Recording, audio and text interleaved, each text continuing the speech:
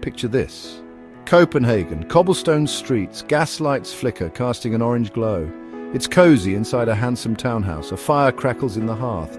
A group of friends are gathered for a dinner party. The aroma of roast goose fills the air. Laughter and conversation flow like fine wine. Ah, the good life. Our host is a charming gentleman, a lover of all things history. He regales his guests with tales of Copenhagen's past. He speaks of grand balls, Viking raids, and even the Little Mermaid. But tonight the conversation takes a different turn. The friends begin to reminisce about their own lives. They ponder the paths not taken and the dreams left unrealized. Oh, to live in the past, sighs one guest, a wistful poet. A time of chivalry and romance? Nonsense, retorts a practical businessman. Give me the modern world with its industry and progress. The others chime in, each with their own vision of the ideal time period. Some long for the simplicity of the countryside. Others yearn for the glamour of the royal court. One guest, a timid young man, remains silent. He listens intently to the others, his eyes sparkling with curiosity. He dares not voice his own secret desire to experience the world beyond his own quiet life. Little do they know that their idle wishes are being overheard by a mischievous pair of fairies perched upon the windowsill. Now, these aren't your garden variety Tinkerbell fairies. Oh no, these are Fortune and Care, powerful beings who oversee the destinies of men, and tonight they're feeling a tad bored. Such longing, chuckles Fortune, her voice like tinkling bells. Let's have a bit of fun, shall we? Care, ever the cautious one, frowns, but their wishes, they are but fleeting fancies. Precisely, Fortune interjects, her eyes twinkling. Imagine the look on their faces when they get what they wish for. She produces a pair of ordinary-looking galoshes, but don't let their appearance fool you. These are the Goloshes of Fortune, capable of transporting the wearer to any time and place they desire. Whoever wears these, Fortune whispers conspiratorially, will have their deepest wish granted, for better or for worse. The first victim, lucky recipient of the fairy's prank is Counsellor Knapp. He's a pompous fellow, always droning on about the good old days. As the party winds down, Counsellor Knapp stumbles out into the night. He's had a bit too much wine, you see. He fails to notice the strange galoshes lying on the doorstep. Thinking they're his own, he slips them on. Ah, he sighs, to have lived in the time of kings and queens. Poof! In a flash of light, Counsellor Knapp vanishes from the cobblestone streets of 1840s Copenhagen. He lands with a thud in the muddy marketplace of medieval Copenhagen.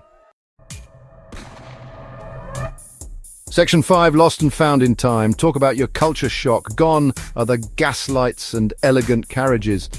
Counsellor Knapp finds himself surrounded by honking geese, squawking chickens, and the pungent aroma of, well, let's just say, medieval sanitation wasn't what it is today. He tries to hail a cab, but the only transportation available is a rickety wooden cart pulled by a very unamused donkey. And don't even get me started on the fashion. Everyone's sporting those pointy shoes and tights. Not a good look for a man of his stature.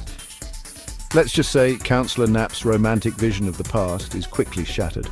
He spends a rather unpleasant day being chased by stray dogs, mistaken for a vagrant, and generally regretting his wish. Finally, exhausted and famished, he stumbles upon a familiar-looking townhouse. Could it be? He rushes inside, hoping beyond hope to find his way back to his own time.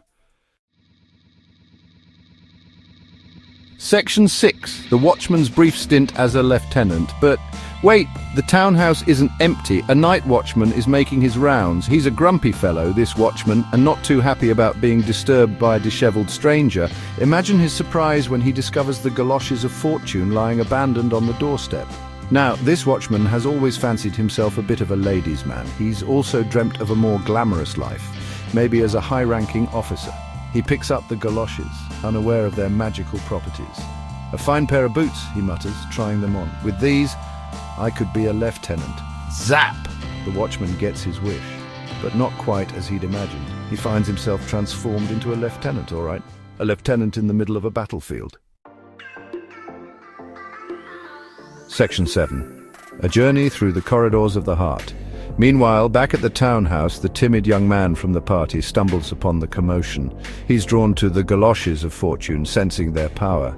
This young man, you see, has a secret desire to understand the human heart. He yearns to experience the full spectrum of human emotions: joy, sorrow, love, and loss. Without hesitation, he slips on the goloshes, but instead of being transported to a different time or place, he embarks on a different kind of journey. A journey through the hearts and minds of those around him. He experiences the world through the eyes of a heartbroken lover, a grieving widow, a mischievous child, and even a grumpy old man who, oddly enough, looks a lot like the missing Watchman. Section 8. The Perils of Unfulfilled Desires. As you might have guessed, the Goloshes of Fortune are a mixed blessing. They grant wishes, yes, but often with unexpected and even unpleasant consequences. Counsellor Knapp learns the hard way that the past isn't always as glamorous as it seems. The Watchman realizes that being a lieutenant isn't all fun and games, especially during a battle. Even the young man, though his journey is less chaotic, discovers that feeling the full weight of human emotion can be overwhelming. He learns that true happiness comes not from fulfilling every desire, but from appreciating the present moment. And as for Fortune and Care, well, they're having a grand old time watching the chaos unfold from their perch atop a lamppost. But even they begin to realize that their little game has some unintended consequences. Section 9. The Goloshes find their rest. In the end, the Goloshes of Fortune find their way back to their rightful owners. The magic fades, and our characters find themselves back in their own time and place. Counsellor Knapp returns from his medieval misadventure with a newfound appreciation for modern plumbing. The Watchman, relieved to be back on his usual beat, swears off any dreams of military grandeur. And the young man? Well, he's forever changed by his journey through the human heart. He embraces his own life with renewed purpose, understanding that true happiness lies not in fleeting fancies, but in the connections we forge and the love we share.